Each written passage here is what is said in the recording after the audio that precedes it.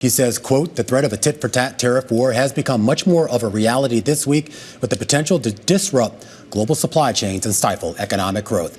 El-Erian, of course, also president of Queen's College, Cambridge, and he joins us right now. Mohamed, I was just taking a look here at the economic forecast. We're coming off a relatively stellar year for the U.S. economy, almost 3% growth on a real basis in GDP. Expectations were for 2% plus in 2025. Does that have to be revised down? I think so, Romain, and thanks for having me.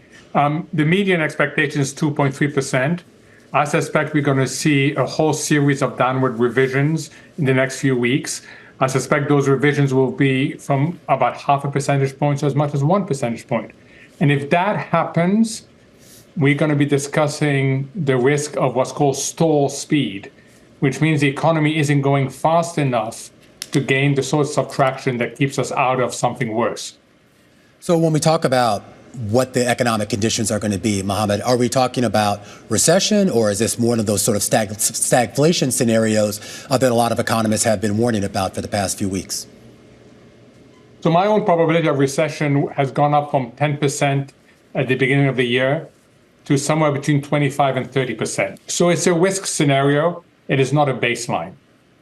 The problem that everybody has, including the Federal Reserve, including market analysts, is that there's a whole range of outcomes right now, and not only growth outcomes, but inflation outcomes. So you've got to think in multidimensional ways. And it's this message of uncertainty that you heard all day long from the Bloomberg conference, that you hear in boardrooms, that you hear all around. Is there so many things moving right now that I'm afraid business will step back and say, you know what, let me wait and see how things evolve. And if that happens, then the economy slows. So, Mohamed, the narrative couldn't be more clear. This is a risk. We're looking at a risk to growth. We're looking at a risk to inflation, et cetera. So what did you make of the reversal in the equity market today? Did that tell you something? Yeah, what it told me is that investors have been conditioned for a very long time to buy on the dips. It's been a profitable strategy, and it's behaviorally now a bias in the market, if you like. And it takes a lot more than the sell-off we've seen to make investors go against that bias. It doesn't surprise me we've bounced. Mm-hmm. The question is going to be, where are we in a month's time?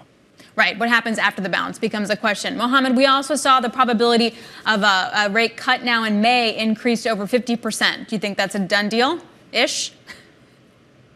Yeah, I mean, what's interesting is that the market now is pricing in 3 cuts.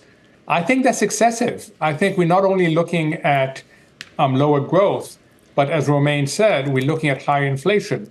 Very few people have paid attention, I know you have, to the prices paid component of the ISM manufacturing yesterday. That went up by 7 points. That's quite a move. We're seeing survey after survey point to expectations of higher inflation. I suspect at the end of the day, we're more likely to get 1 cut, if that. I don't think we're going to get the 3 cuts that the market is now pricing in. It's interesting you say that. We just heard from John Williams on stage at Bloomberg Invest, kind of making it clear, at least from his perspective, he doesn't think the Fed needs to act right away. The idea that, yes, there is an inflationary risk, but as they have basically made clear to us, or at least Powell has, they want to wait to actually see that show up in the hard data, the actual economic effects. And I do sort of wonder, Mohamed, how long this takes to sort of work through the system. If there is a negative impact on the economy, like when do I start to see that actually show up in the hard data? So you're going to see it show up relatively quickly. In fact, for some companies, you've already seen it show up. I think companies learned a big lesson in 21, 22. When they were surprised by the inflation, they didn't react quickly enough. Nowadays, they react much more quickly. Nowadays, both the willingness and ability to adjust prices is higher. So you've heard people talk about anticipatory price increases or preemptive price increases. So I think what you're going to get is a price level adjustment, but you're also going to get the second stage, which is the second round effect, happen more quickly.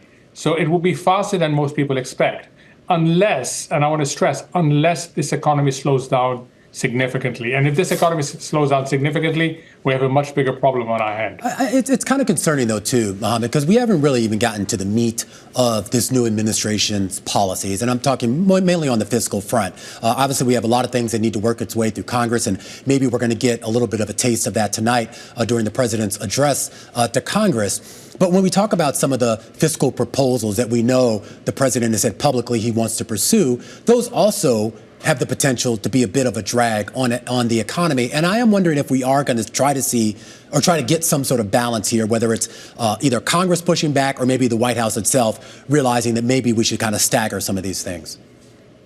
Yeah, I think if you're sitting in the White House, you see the following.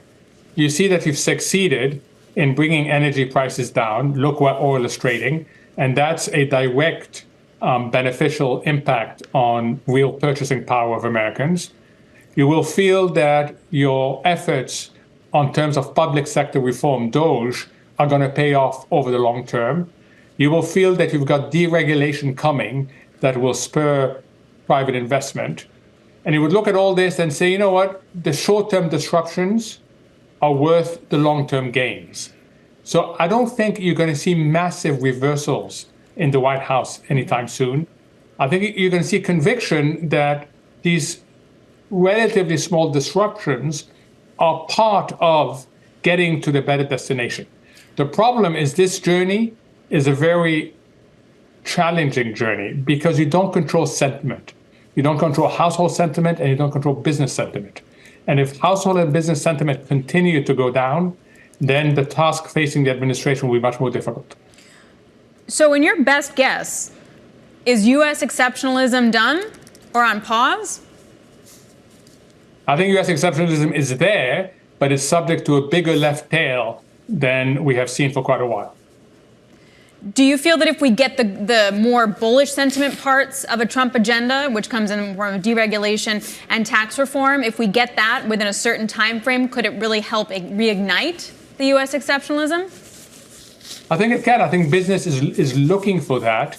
But, you know, as a parent who used to take my child to Disneyland every year, and we miscalculate the amount of traffic, the destination isn't good if the journey can't be managed. They've got to manage the journey. And that's really now has become very important if they are to get to the destination.